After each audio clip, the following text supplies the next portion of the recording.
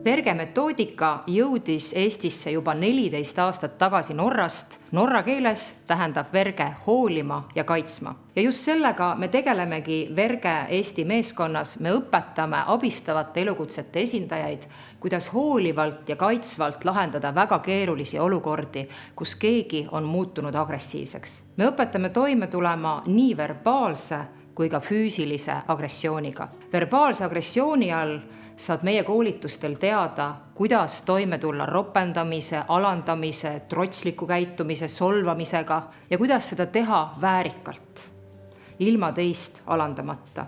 Me oleme välja töötanud konfliktijuhtimismudeli SAM. Füüsilist agressiooni puudutavatel koolitustel me õpetame, kuidas inimväärselt ja turvaliselt sekkuda väga keerulistes olukordades, kus keegi on muutunud füüsiliselt agressiivseks.